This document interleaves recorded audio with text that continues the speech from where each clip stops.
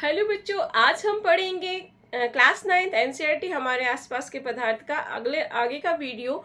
यानी हमने पदार्थ पढ़ लिया, पदार्थ की अवस्थाएं पढ़ ली। अब हम पढ़ेंगे पदार्थ की अवस्था परिवर्तन कैसे होता है।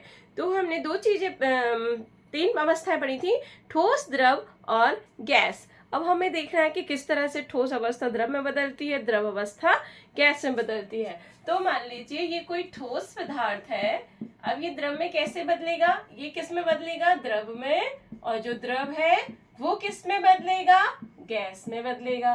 किस में बदलेगा, गैस में बदलेगा। अब ये कब बदलेगा, अवस्था परिवर्तन कब होता है। अवस्था परिवर्तन दो प्रकार के प्रभावित करने वाले कारक दो होते हैं। एक ताप होता है, ताप ताप, और एक होता है दाब, यानी कि प्रेशर। ठीक है, तो ताप बढ़ाने पर कई बार पूछा जाता है क्वेश्चन में, ताप बढ़ाने पर किसी ठोस या द्रव की अवस्था में क्या परिवर्तन होता है और कैसे होता है। तो आज हम पढ़ते हैं, आज हम देखते हैं ठोस अवस्था। ठोस अवस्था में हम मान लीजिए बर्फ लेते हैं। क्या लेते हैं, बर्फ का गलनांक कितना होता है, 0 डिग्री सेल्सियस। यानी बर्फ के गलनांक क्या चीज होती है, हम गलनांक और क्वथनांक भी इसी चैप्टर में इसी के माध्यम से पढ़ेंगे कि वह ताप जिस पर कोई द्रव पिघलने लगता है, पिघल जाता है, या कोई ठोस द्रव में बदल जाता है, वह ताप लिखना चाहे तो आप नोट भी कर सकते हैं। ये गलनांक और क्वथनांक ये कोई अलग से चीज नहीं है, ये एक प्रकार की टेम्परेचर है। तो किस टेम्परेचर पे क्या होता है उसको गलनांक एवं क्वथनांक कहा जाता है। तो वह ताप, वह टेम्परेचर जिस पर कोई ठोस पदार्थ द्रव अवस्था में चेंज हो जाता है, वह उसका गलनांक कहलाता है। क्या कहलाता है, गलनांक कहलाता है। गलन का अंक, जिसमें कोई ठोस अवस्था से द्रव अवस्था में बदल जाता है। और जो बर्फ का गलनांक होता है वो कितना होता है, 0 डिग्री सेल्सियस। बर्फ का गलनांक कितना होता है, 0 डिग्री सेल्सियस या 273 केल्विन। हम इसको ऐसा इकाई में कहेंगे तो 273 केल्विन। ये नोट कर लीजिएगा आप लोग, ठीक है। तो गलनांक क्या होता है, जब कोई ठोस पदार्थ द्रव में बदल जाता है। अब बदलेगा कैसे, टेम्परेचर बढ़ने से, है ना। मान लीजिए बर्फ है, हम उसको फ्रिज में से निकाल के बाहर रखेंगे तो उसका टेम्परेचर बढ़ेगा। तो टेम्परेचर बढ़ने से वह किस रूप में बदल जाएगा, पानी में बदल जाएगा, लिक्विड फॉर्म में बदल जाएगा। लेकिन कब तक, जब तक उसका एक एक अणु का जो 0 डिग्री सेल्सियस रहेगा तब तक वह बर्फ के रूप में रहेगा। जैसे ही उससे अलग होगा, पूरा खत्म हो जाएगा, तो वह आपका द्रव अवस्था में बदल जाएगा। तो इसलिए बर्फ का गलना कितना होता है, 0 डिग्री सेल्सियस। आप इतना बड़ा टुकड़ा लेंगे और इतना सा भी पिघल के बचेगा तब भी उसका जो टेम्परेचर है वो 0 डिग्री सेल्सियस रहेगा। तो ठोस से द्रव में बदलेगा, ठीक है, तो वो गलनांक कहलाता है। अब कोई द्रव है, उसको गर्म करने पर, ताप बढ़ाने पर, किसी पदार्थ का ताप बढ़ाया जाएगा तो क्या होगा, द्रव को, जैसे हम घर में गैस पे या किसी भी चीज में जब हम पानी को गर्म करते हैं तो क्या होता है, उसके अणु धीरे धीरे उसके अणुओं में गतिज ऊर्जा आ जाती है। क्या आ जाती है, गतिज ऊर्जा आ जाती है। यानी जो अणु होते हैं वो गतिशील हो जाते हैं। यानी कि ये 1 नंबर का क्वेश्चन नोट करिएगा कि ताप बढ़ने से पदार्थ के अणुओं की गतिज ऊर्जा बढ़ जाती है। कभी पूछा जाता है कम हो जाती है या बढ़ जाती है, तो ताप बढ़ाने से अणुओं की गतिज ऊर्जा जो है वो बढ़ जाती है। तो जब हम द्रव को गर्म करेंगे तो हम देखेंगे धीरे धीरे द्रव गर्म होता है और एक स्टेज ऐसी आती है कि जो द्रव है वो बाष्प में बदलता है, उड़ता। देखा है ना आपने, सबके घरों में देखा होगा पानी बॉयल होते हुए।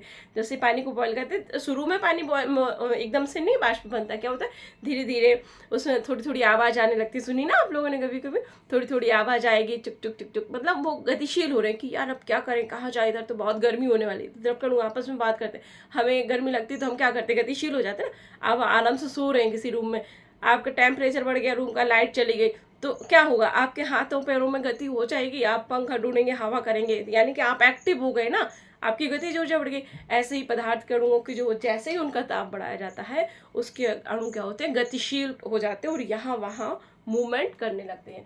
तो ये द्रव में होता है। द्रव क्या करता है, मूवमेंट करता है, ये बढ़ रहा, और जैसे ही वो 100 डिग्री सेल्सियस पे पहुंचता है, वो तापमान गर्म होते होते कितना, 100 डिग्री सेल्सियस पे, वो क्या होता है, गैस में बदल जाता है, यानी कि वाष्प में बदल जाता है, उसकी भाप बन जाती है और वो क्या होती है, उड़ जाती है ना। वो सोचता है अरे इस गर्मी से छुटकारा तो मिले, कितना उबाल रहे, कितना तपा रहे, तो पानी के अणु क्या होते हैं, एक्टिव हो जाते, गतिशील हो जाते हैं और वो वाष्प बन के उड़ जाते हैं। तो जब कोई द्रव गैस में बदल जाता है ना, तो जिस तापमान पर, ये हम तापमान जरूर वो करेंगे इसमें, कि जिस ताप पर कोई द्रव गैस में बदल जाता है वह उसका क्वथनांक कहलाता है। तो ये होती है अवस्था परिवर्तन, ठोस से द्रव में और द्रव में ठोस से।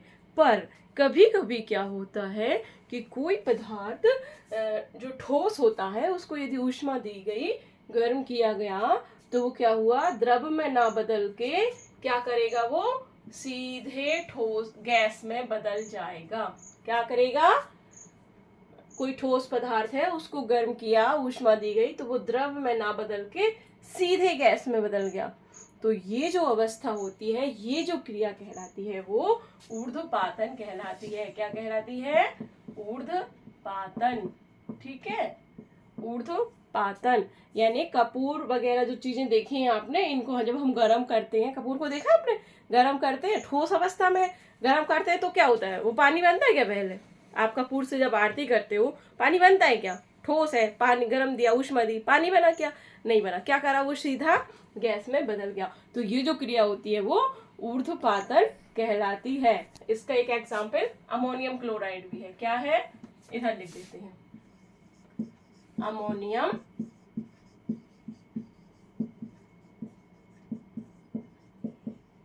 क्लोराइड। ओके, ये क्या है, ऊर्ध्वपातन का है। ठीक, आया समझ में। गलनांक, अब हम एक बार इनकी डेफिनेशन लिखवा देते हैं आपको। जब कोई पदार्थ ठोस अवस्था से द्रव अवस्था में बदलता है, जिस ताप पर, वह उसका लिख ही लीजिए आप। चलिए,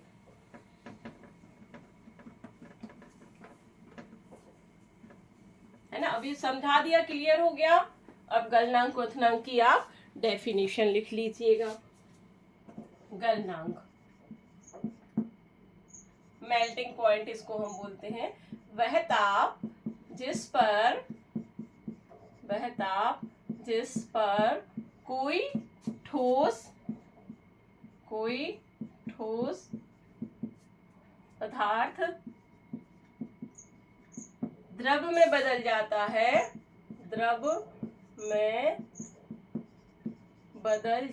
है, वह उसका क्या कहलाता है, वह उसका गलनांक कहलाता है। वह क्या कहलाता है, वह उसका गलनांक कहलाता है।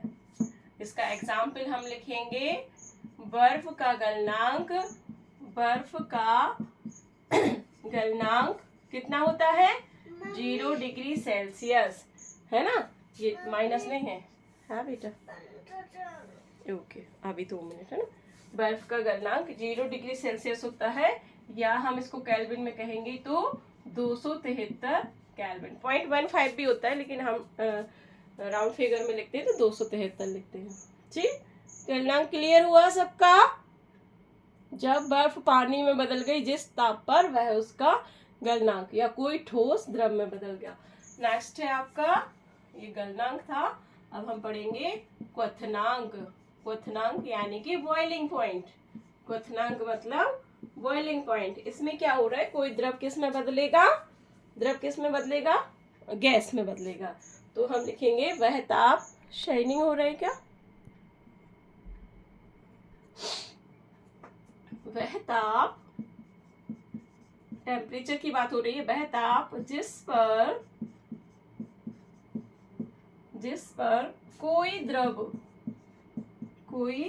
द्रव वाष्प में बदल जाता है। कोई पदार्थ द्रव अवस्था से वाष्प में बदल जाता है, या द्रव वाष्प में बदल जाता है, है वह उसका क्या कहलाएगा? वह उसका क्या कहलाएगा? वह उसका क्वथनांक कहलाएगा। क्वथनांक मतलब बॉइलिंग पॉइंट, जिस पर हम उसको उबाल रहे हैं, क्वथनांक कहलाता है। और जल का क्वथनांक क्या होता है? जल का क्वथनांक हर एक द्रव का अलग अलग होता है। ये तो हम आपको समझाने के लिए इजी एग्जांपल लिख दिए। हर एक द्रव का अलग क्वथनांक होता है, अलग गलनांक होता है। जल का गलनांक 100 डिग्री सेल्सियस होता है। यदि हम इसको केल्विन में बदलेंगे तो क्या करेंगे? इसमें 273 जोड़ देंगे तो केल्विन में इसका 373 केल्विन ये हो जाएगा। तो आप यही नोट कीजिएगा पहले एक बार अच्छे से,